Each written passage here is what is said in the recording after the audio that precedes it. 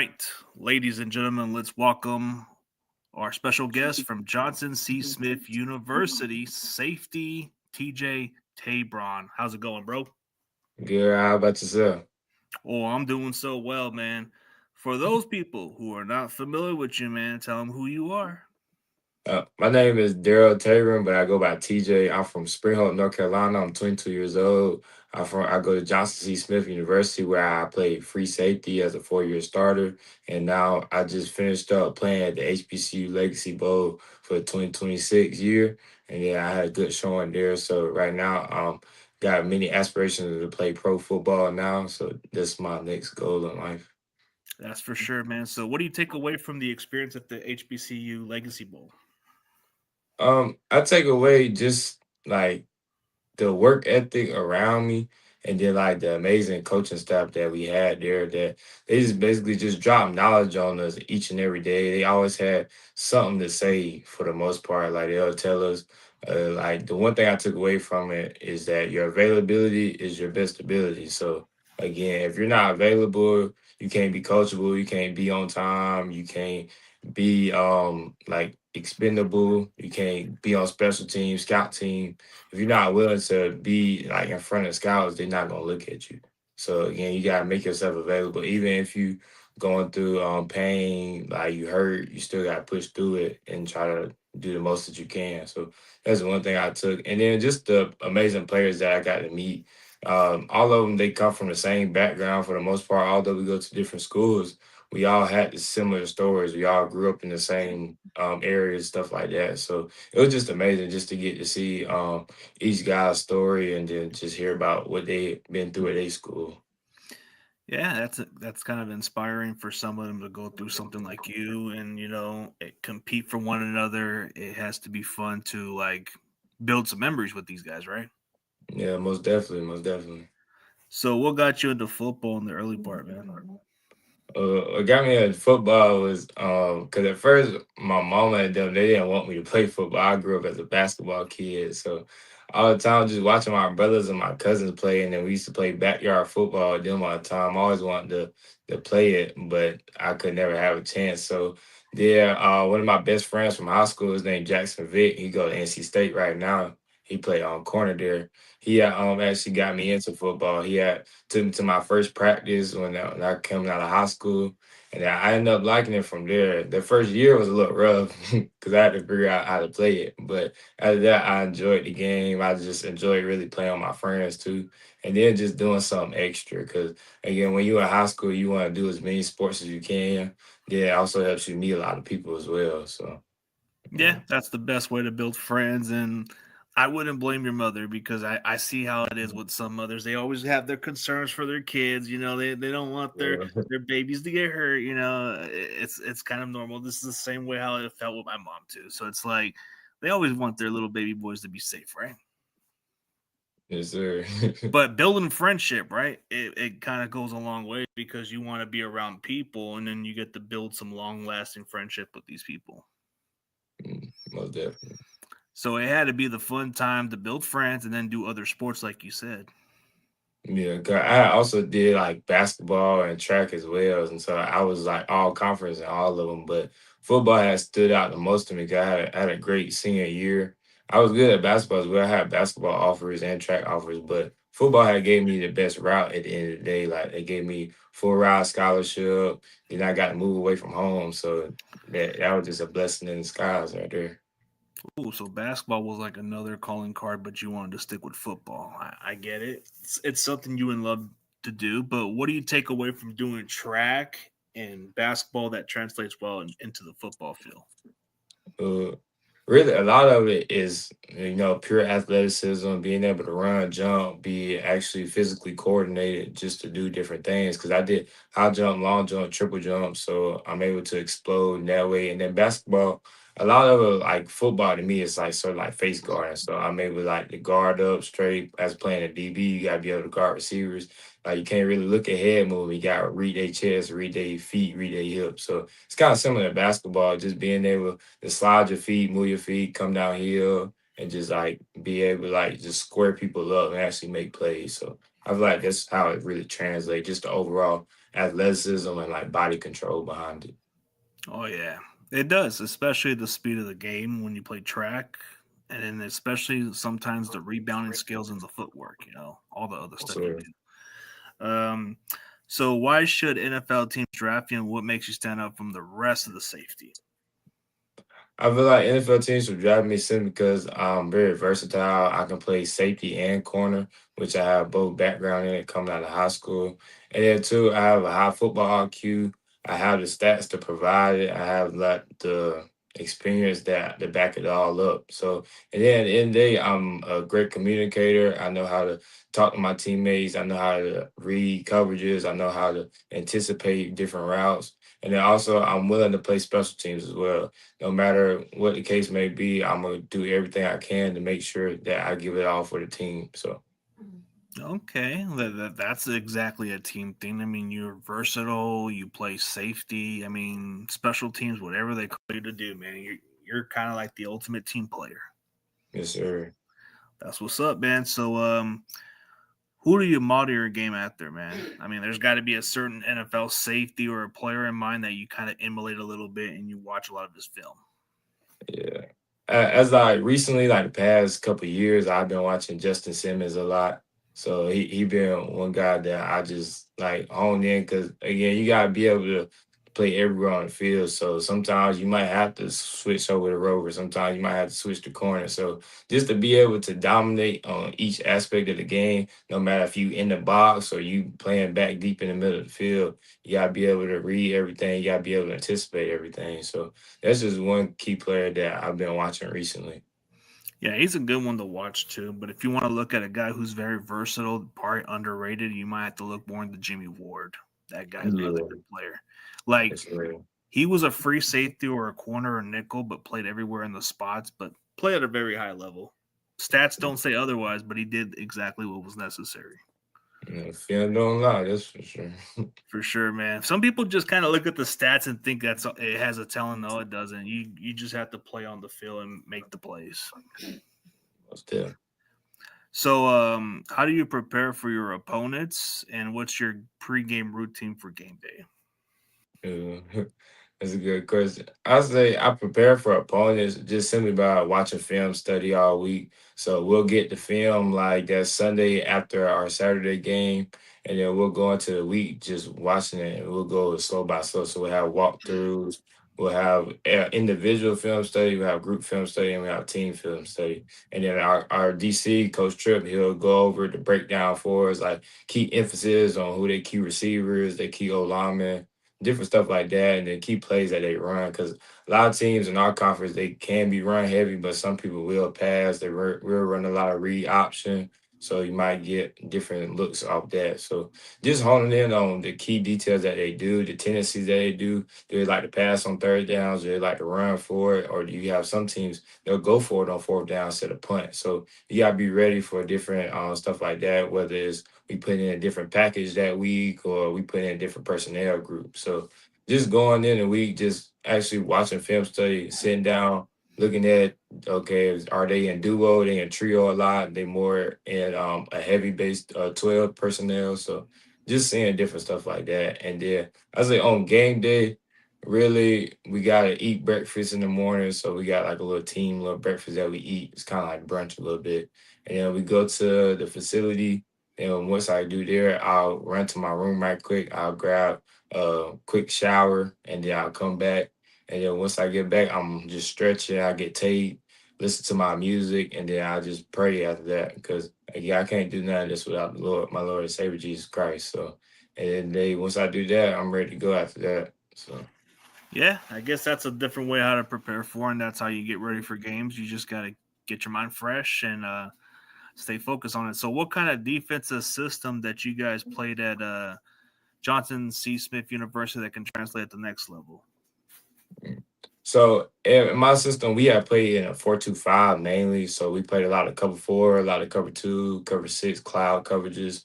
And then we also did a lot of cover three. And then this past year, we went more man a lot, so we was actually blitzing off the edge more. We had nickel packages where they was blitzing off the edge too. So I had to be in a lot of man to man coverages. So over the years, I didn't play majority every coverage possible that there can be. So again, like I had to be either on the roof, I'm down playing man, or I'm in the box guarding the tight end, or I'm reading the running back. So again, regardless of what coverage it is, I already know like I already know what I gotta do personally, and then again, it's important for you to know what the man next to you doing as well. Because again, if you don't know what he doing now, y'all might bump into each other. You might run out your gap when he's supposed to be in that gap. So it's just different stuff like that.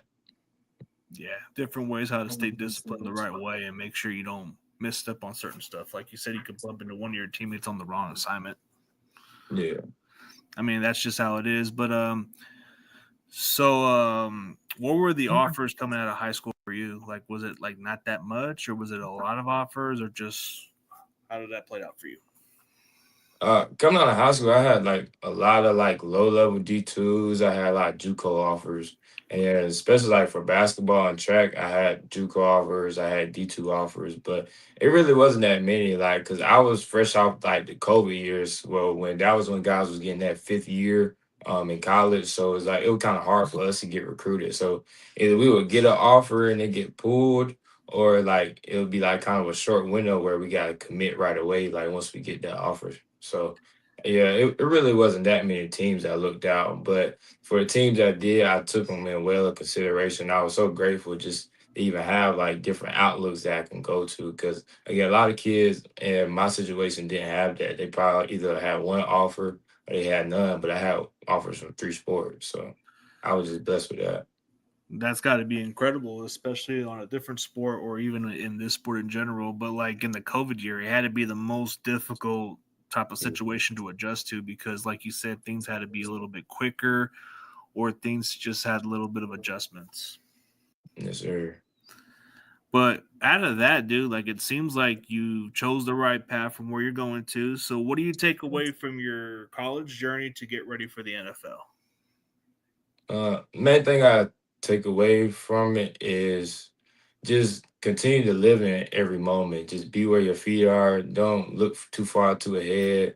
Actually get to know the people that you're around and just live in what you do every day. Because again, it's a process. You ain't gonna get it overnight. It ain't just gonna come easy to you. So you actually got to work for it. And then I was able again just to meet some amazing people at my school, amazing coaches that mentored me and that pushed me along the way. It just gave me like little nuggets that I can do and hold. And then our school itself is just they're amazing too because they'll put you in front of the right people. Like we got plenty of people that come to campus to visit us. We got plenty of career fairs where you can just meet different people from different jobs, different networks, stuff like that. So again, like the whole experience itself, just being here was great overall because that's why I stay here for is because at the end of the day, I had the best situation. I was starting, feel me? I had all my friends here, I had my coaches, then my family. It wasn't too far for them to travel either because it's only like a 3 hour drive. So they was just willing to come up here and support me as well. So just how they support and then my school support as well. It was just amazing in general. I mean, you didn't have to go too far from family, just a 3 hour difference. I mean, you build your friendship, you became a starter. I mean, that comes with how you build your commodity with your friends. I mean, that's got to be something that you could just look back and say, man, I don't regret this one bit, man. This was just the journey that was worth the process. But does it feel surreal to you or business as usual since you're kind of looking at it and say, man, I might just be able to live out the dream of what most players wouldn't be able to do to make it to the NFL? Yes, sir. It feels amazing. It's just at the end of the day, it's like it's something you dream of as a little kid, whether it's like you just want to go pro in general in any sport. But it's just like it's amazing to see it like it come to life. Like you actually getting put in front of the right people. You're going to the different combines, the different bowls to actually get looked at and get seen. Then you got guys like you, like yourself, like just trying to interview you, see about your story, get your story out there so that you can get some eyes on you, some looks on you. So it's just amazing in general because at the end of the day, I never knew how far football would take me, but the fact that like I kept working, I kept steady at it, and it got me to where I am now is just amazing to see. Yeah, the journey is so amazing for a lot of people. Like you just said it in a perfect way. Who would have thought a kid growing up watching the combine and thinking this was going to change the landscape in the near future? Who would have thought I would interview a lot of you guys? I didn't think of it Yeah, that way. yes, sir. But it became a fun hobby, and I do it for the love of it, not for the money. But see, you're living the dream, so you never would have thought of it, right? If somebody would have told you, "Hey, you're going to make it to the NFL one day," would you take their word, or would you actually kind of just take it into consideration, say, "We'll see about it." Yeah, let's what you say. We'll see, I guess. Yeah. Yes, man. But so what's like your backup plan? We always got something in place in case something doesn't work out. Mm. My backup plan really just I'm gonna just fall off my degree. So I got a degree. I'm getting a degree in business management. So I have a lot of background in finance and marketing. So different aspects around here. So like if worst case fails, I want to stay in Charlotte because again we got like a lot of banks down here. Right now I work with the Charlotte Hornets. So I really want to be a management director in that department. So whether it's the Charlotte Hornets or the Carolina Panthers. So really, I just want to do that. I just want to be around sports in general. Or if I don't gotta be around sports, again, I can go to finance or and be a marketing manager at the end of the day. So At least you got that back on your pocket for something that happens. I mean, at least you're ahead of the game. But now that you look at it, so what were the interests from NFL teams during the Legacy Bowl, or what teams have you met prior to that mm. game? I had interest from the Rams, and then as far as any other pro team, I had several interests from different Canadian teams. So, and then right now we have a Canadian combine tryout coming up on March 29th. It's gonna be at my school, so they'll be hosting that. We'll do like 40s, we'll do short yard show, we'll do like position drills, and we'll do a couple one-on-one, two-on-two. So that's it's gonna be a good opportunity to me just to get seen by some more Canadian football teams as well. Oh yeah, Canadian football teams, but especially the Rams. I mean, that's like one Yes, of the sir. top teams out there. So it's like you look at how they scout over the years. They've won a Super Bowl like 5 years ago. They built a good culture. As much as I'm a rival fan, you got to give credit where it's due for how they build a team. I mean, if they like what they see in your tape, they're probably gonna sneak and low key you, man. Yes, sir. Most definitely. That's the plan. That's the plan, but I'm pretty sure you'll meet with different teams. But it's intriguing that a team like the Rams are looking into you because you probably fit the mold of what they're looking for at safety or other spots. I mean, they did drafted Kobe Durant, who came from a very small school like you. Mm, yeah. But after that, bro. So outside of football, who are you as a person? We're gonna get to know you a little bit more. As a person, I'm just a regular guy. I like to chill every day. I'll be in here playing a game with my boys, or I actually like to just go out and just shop a lot. So even if I'm not buying that, I'll go to the mall, I'll go to the store just by myself, chilling. And then a lot of times I like to go for walks, like nature walks. So that just like gives me peace of mind. I can go to basketball courts, play basketball with the guys too, or just by myself. A lot of stuff I like to do by myself, really. I just like just be alone. It just really give me that sense of peace that like I can just chill, be in my own environment, and just do me. And then lastly, I'm a family guy. Like I love to be around my family. Every time we go home, we have a little cookout or we just hang out. Or I like to go shopping with my mom. It's kind of our little bonding moment. So we go shopping and go out to eat, different stuff like that. So that's just kind of me in a little nutshell. Oh yeah. It's got to be. So let's do some rapid fire and let's know more about you from different ways. I mean, Xbox or PlayStation? Oh, PlayStation most definitely. I just transferred over to PlayStation actually. Like it was like 2 Christmases ago. I got a PlayStation for the first year. Oh man, what changed you, man? What changed you from out of the Xbox? I just got old, and then I was kind of mad because you know how like Xbox and PlayStation they ain't got the same game, so it's like I'm trying to play this game, but it's on this system. So like the fact that well PlayStation now they got you can play most games whether it's on Xbox or PlayStation, but yeah, that was the reason I really want to change over. Yeah, like okay, so NC Doughboy or Madden? I'm more of mad. I couldn't really get in the NCAA. I couldn't really do You it. can do superstar mode and put you on there, man. But Yeah, but it'll that's come to about real it. life. You'll come to real life. Yeah. Okay, so like, let's say you have a cheat diet, man. Go between McDonald's or Burger King. What you choosing? I can't do Burger. It gotta be McDonald's. I can't do Burger King. Man, Now I do. I do love Burger King's French toast sticks in the morning. Now they got some good French toast sticks and some hash browns. I can do that, but I'd rather go McDonald's in the day. Oh yeah, for sure. Okay, like as far as like a go-to place, like you said, if you had to choose to be wise or a place you'd be okay with, would you be okay with Target or Walmart? I'm a Walmart guy. Target is it's A too little much in pricey. there. Yeah, it's too much. Yeah. Walmart's got the reasonable deals you can't go wrong with. I mean, No, I yeah. like either choice, but it's just Walmart is probably more affordable. Not really. If you want the budget, go to Walmart. But if you want the little bit of a price, man, I guess Target isn't the bad choice. Yeah.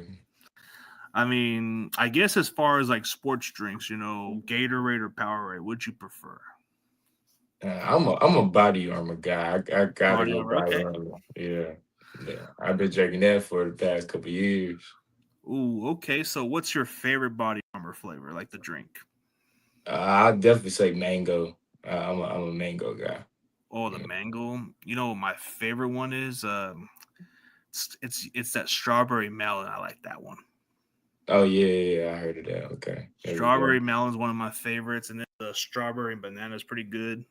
I mean, Yeah. they're pretty good. It's like, see, now that you put it into an alternate, I could just put that as an option because it is a sports drink, so you can put it like that. Yeah. Okay, so now we're on to the final conclusion for you. So, what's one area of weakness that you need to improve on at the next level? Uh, At next level, I say more so strength wise, just keep building my body up. Like this season, I was able to play at 190. So just being able to sustain that and just keep my nutrition back up. So I really want to play at 195, 200, if case may be. So just doing that. That's why I like this off season, this time that I got right now. I'm just building my body back up. I'm back in the weight room, lifting more. So just trying to get my body back where I want it to be. And then overall on the field, as far as anything else, just being able to be consistent in every single aspect. So no matter what it is, I don't want to lack anything. So just being able to consistently go out there, do each coverage, being able to guard multiple different concepts. So just different stuff like that. Okay, so let's say adversity. How do you deal with being behind going into halftime? Are you the kind of leader that speaks up in the locker room and gets people to get motivated, or are you the kind of guy that just lets them handle the way it handles?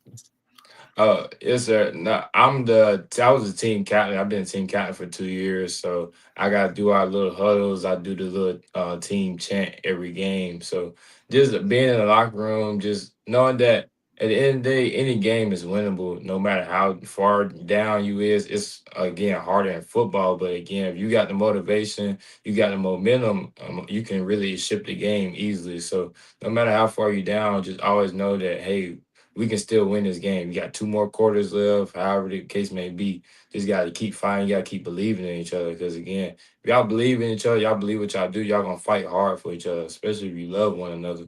So just basically like you gotta remind everybody that hey, and we in this together. You feel me? We all got each other backs. We gonna push y'all. Offense got y'all back. Defense got their back, and special teams definitely got our back. Because again, special teams win games. So that's really where it started. And then just far as me, like just going through adversity, like I done dealt with a lot of injuries, like especially this past season. I had an ankle injury and I had a groin injury. So I had to just fight through it. It's really a mental battle. So it's really will over mind. So as long as you willing to go out there to keep fighting, just keep telling yourself I can do it or I can give more, then that's how I look at it. Because at the end of the day, no game is lost to the clock hit zero. So That's true. But let's say it's the other way around. You guys are up by multiple touchdowns. How do you keep this going from a team coming back? Uh, just basically finishing the game. You got our coach, my defensive coordinator, Coach Chubb. He emphasizes on us that you got to play a full game for 4 quarters. You can't play 3 quarters. You can't play 2 quarters because at the end of the day, as sloppy. So then when you get down the road, teams that you actually play that are good, they're going to come back on you or they will beat you at the end. Like, because you can't always just finish the game in the fourth quarter when now it's time to block back in. Because at the end of the day, it ain't going to work like that, especially like in the playoffs, because good teams going to win. The team that make the least mistakes in the playoffs are going to win. So at the end of the day, that's how you just hone in on it. Just knowing the importance of the game, knowing how to play situational football, that's really how you break it down. If you can play situational football, win it down, get it off on third downs, and then you'll be fine overall. Oh, for sure. So, how would you respond from a defeat and a win on different, like on a vice versa situation? How would you respond to a Mhm. loss? How would I respond to a loss? Yeah, and then how do you build on or something? Because it's not all. It's like you look at the wins and losses, but it's how you build up going forward. Yeah. I can look at it from far this past season. We had lost to Virginia Union, like I think it was fourth game of the season. We went to their place. We was on the road for a little minute, and then we had a rain delay, so we sat in the hot gym for over an hour and a half. So guys kind of got a little lazy, little out of sort because we were just sitting for so long. We weren't really used to that. So what we did, we went out there. I mean, we fought hard. We played. We ended up losing the game, but at the end of the day, it was just one game. At the end of the day, it's something to learn from. Because at the end of the day, you rather lose now early in the year than lose late. So, and then also you gotta realize, hey, it's a wake up call. Like we can be beat. We may have been undefeated before, but now we got this loss now. Now we can learn from it, we can build off of it. Because at the end of the day, we probably did do some little stuff right, but we didn't do these little stuff right. That it could have lingered from other games too. Like we could have saw like different mistakes that we was making other games and it caught up to us. So just looking at it, actually sitting down, watching film, correcting your mistakes, and just building off of it. Because at the end of the day, it's not the worst thing in the world. But at the end of the day, you want to actually find little ways that you can get better from it, so that way it don't happen again. Or if you get in the same situation, you won't make that same mistake over and over. So That's right. And like you said, either way, it doesn't you can either get better from it or you can either build onto it. So it's like one or the other. yes, sir.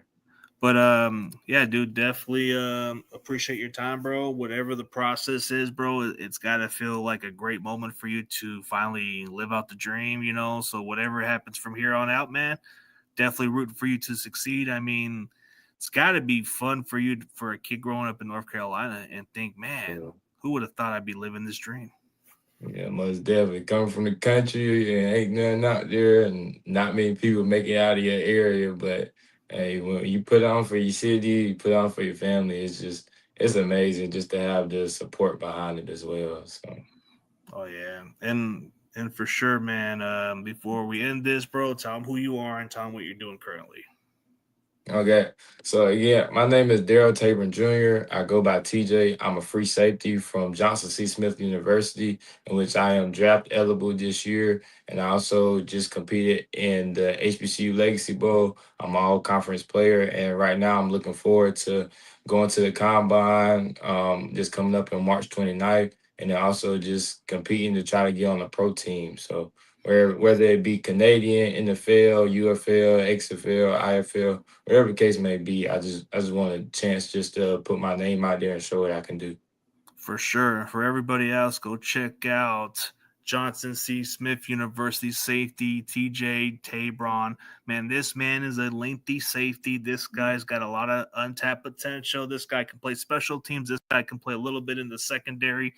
I mean, this guy wants to play football. That's all we can say, man. Yes, And sir. yeah, and for everybody else, man, thank y'all for tuning in. But go check them out, man. TJ Taybron from Smith over to Johnson C. Smith University safety, man. Go check them out. Yes, sir. Thank y'all. Oh yeah.